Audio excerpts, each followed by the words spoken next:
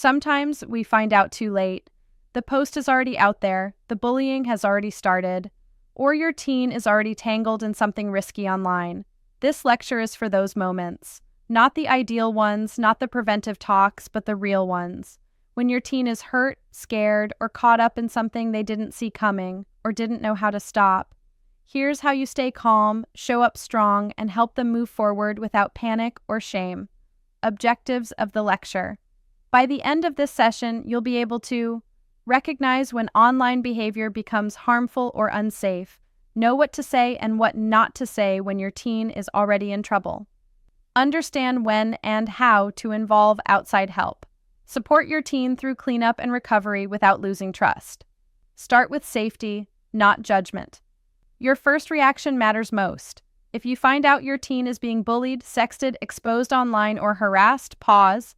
Don't ask, why would you do that? Or how could you let this happen? Instead, lead with protection.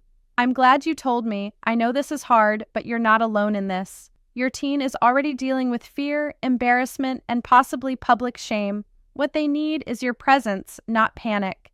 Know the warning signs. Your teen might not always tell you. Look out for sudden changes in mood, appetite, or sleep, avoiding school or social events, locking screens quickly or hiding phones, deleting accounts or creating new ones without explanation, nervousness after using their device.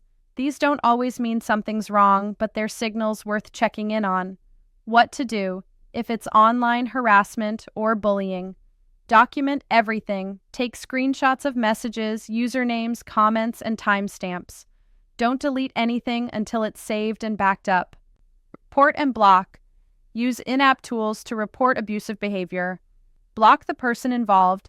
Most platforms now make this easy and confidential. Talk to your teen about next steps. Say, "What do you need from me right now?" Let them feel some control while knowing they're supported. Bring in backup if needed. If there are threats, sexual content, or repeated harassment, involve someone: a trusted teacher or school counselor, a mental health professional, law enforcement if safety is at risk. Your teen needs to know they are not alone and this isn't theirs to handle in silence. What if they posted something risky? Maybe they shared a photo they regret, or joined a challenge that spiraled out of control. Stay calm. The goal is cleanup, not punishment. Start with calm questions. What's already out there? Who has access to it? What do you want to do next, and how can I help? Then, work together to contact admins or support teams, remove or report the post if possible.